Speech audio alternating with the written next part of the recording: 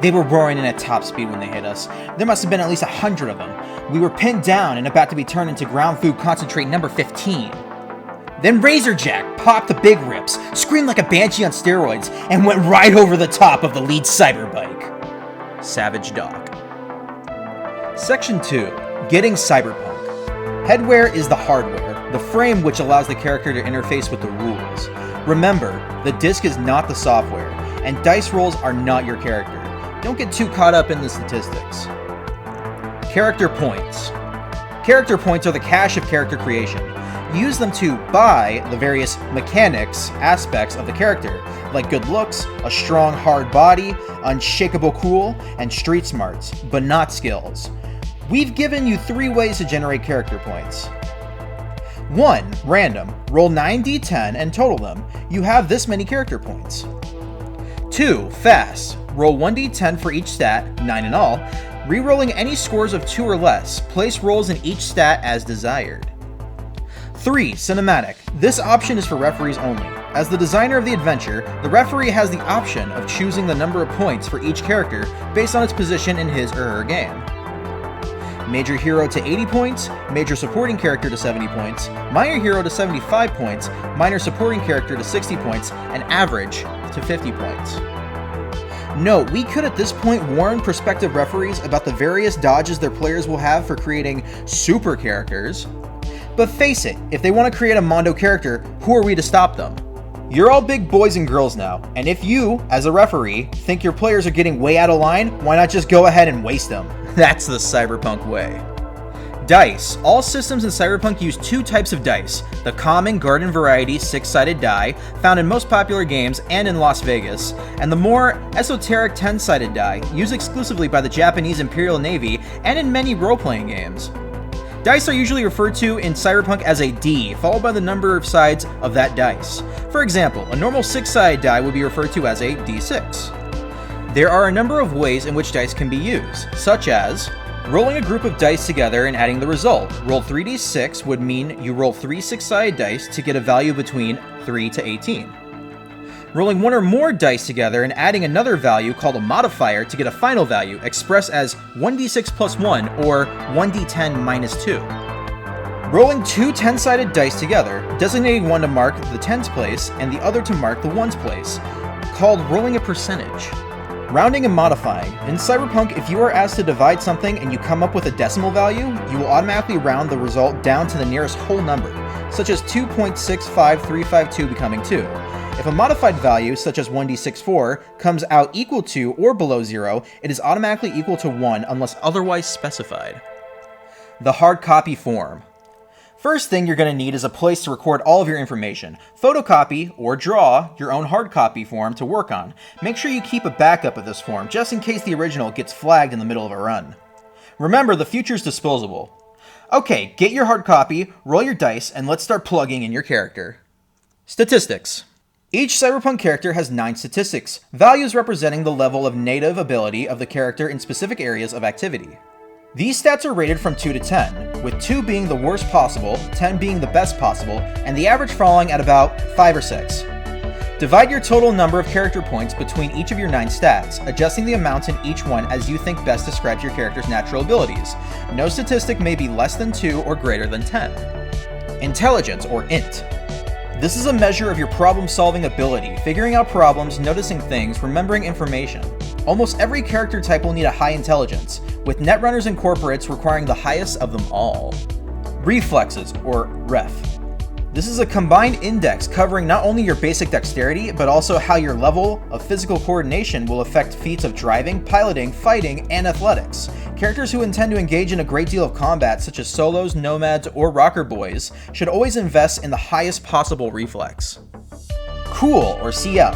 This index measures how well your character stands up to stress, fear, pressure, physical pain, and/or torture. In determining your willingness to fight on despite wounds, or your fighting ability under fire, cool is essential. It is also the measure of how together your character is and how tough he appears to others. Rocker boys and fixtures should always have a high cool, with solos and nomads having the highest of all. Technical ability, or tech. This is an index of how well you relate to hardware and other technically orientated things. In Cyberpunk, the ability to use and repair technology is of a paramount importance. Tech will be the stat used when fixing, repairing, and attempting to use unfamiliar tech. While all characters should have a decent tech stat, potential techies should always opt for the highest possible score in this area. Luck, or LK. This is the intangible something that throws the balance of events into your favor. Your luck represents how many points you may use each game to influence the outcome of a critical event. To use luck, you may add any or all the points of luck a character has to a critical die roll, declaring your intention to use luck before the roll is made, until all of your luck stat is used up. Luck is always restored at the end of each game session. Attractiveness, or ATT. This is how good looking you are. In Cyberpunk, it's not enough to be good, you have to look good while you're doing it. Attitude is everything. Attractiveness is especially important to medias and rocker boys, as being good looking is part of their jobs. Movement allowance, or MA. This is an index of how fast your character can run, important in combat situations. The higher your movement allowance, MA, the more distance you can cover in a turn. Run, to determine how far your character can run in a single combat round, 3.2 seconds. In meters, multiply your MA by 3. The character can run 3 times this distance in a full 10-second turn. Write this in the run section of your hard copy form. Leap. To determine how far your character can leap from a running start, divide your run by 4. Write this in the leap section of your hard copy form. Empathy. This stat represents how well you relate to other living things, a measure of charisma and sympathetic emotions. In a world of alienated, future shock survivors, the ability to be human can no longer be taken for granted. Empathy is critical when leading, convincing, seducing, or perceiving emotional undercurrents.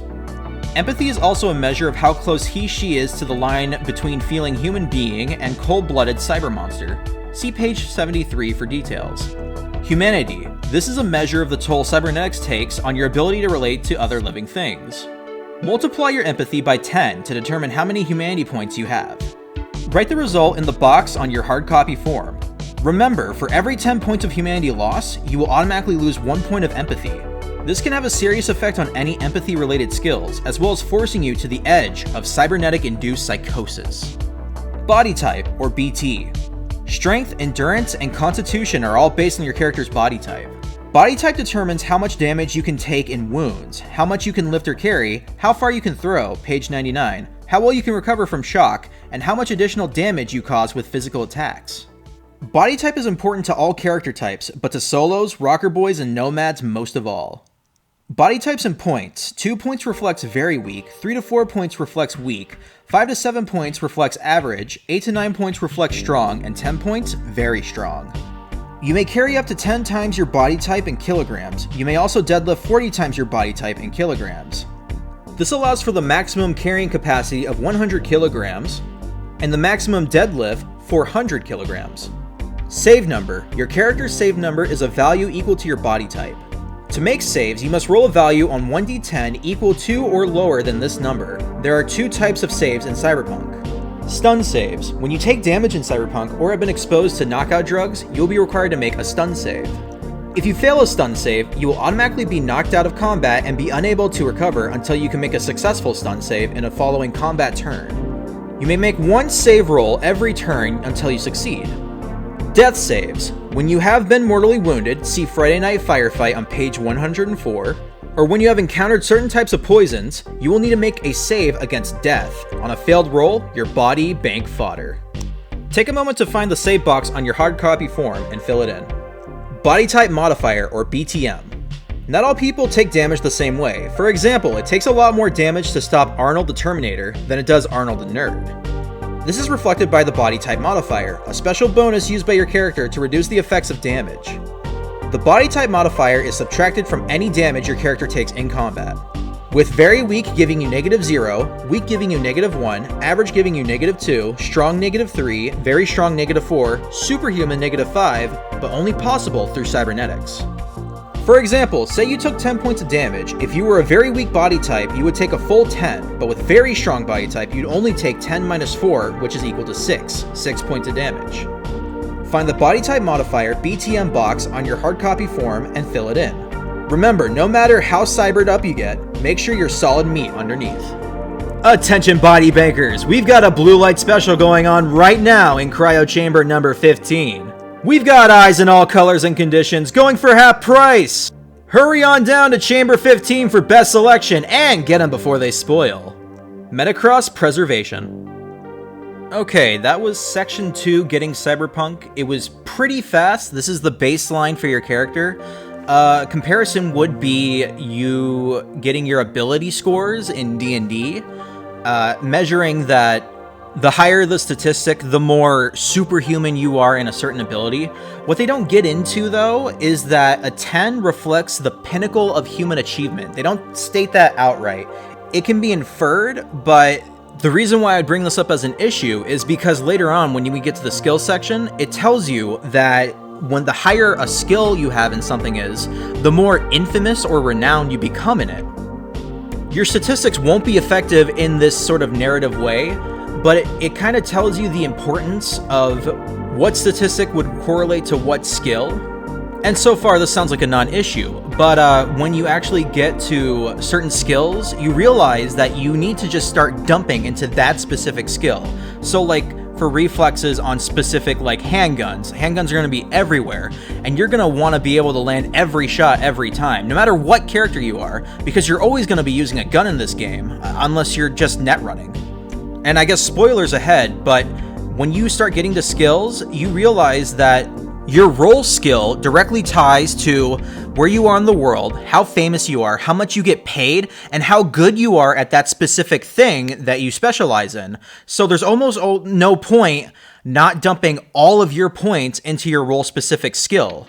I'll expand more on that once we actually get to it, but if you plan on running this game, you should use the Fast and Dirty Expendables character rolling, because it makes a pretty in-depth NPC without being too stressful to manage.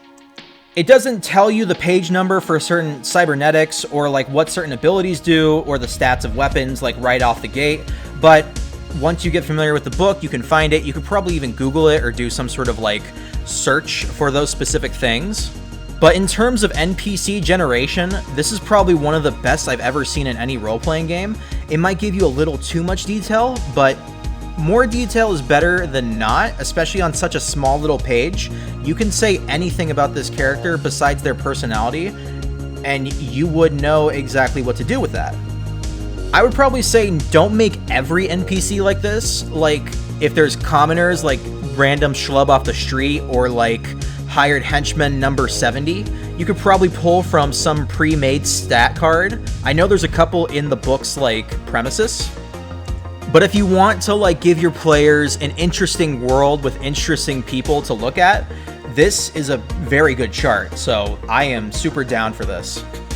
I would say if you want the most authentic experience for making your character, use method number 2, because it reflects how not in control your character is in this crazy technological corporate-owned world. And unlike how the book tells you to do it, I would say for newcomers to the game, get to this section right away, roll up their stats, tell them what each one does, and then based on the strength of the stats that you've rolled high in, tell them which character would benefit the most from that stat. So if they rolled a high tech stat, you would want to tell them techie could be a good option, or a med tech. But other than that though, just like D&D, this is a D something system. D&D is a D20 system, this is a D10 system, so you kind of know where the best would usually lie. You're probably going to be having to try to roll above a 10 in most things in order to succeed, because it seems like 10 is like an easy thing to do, because if you can just get to 10 with that, and then have a skill that has like even like 5, you're not going to be failing like a DC 15 check, or they just say difficulty. So a difficulty of 15 is going to be average, 20 is difficult. You're going to be succeeding pretty high at those sorts of skills if you have a 10 in one of your baseline stats, and then at least a 5 in that specific skill, which you're most definitely going to have. I'll explain later when we get to the working section, section 4. But that's all I have for now. Here's a copy of the Fast and Dirty sheets. Here is a copy of the character sheet. And until next time.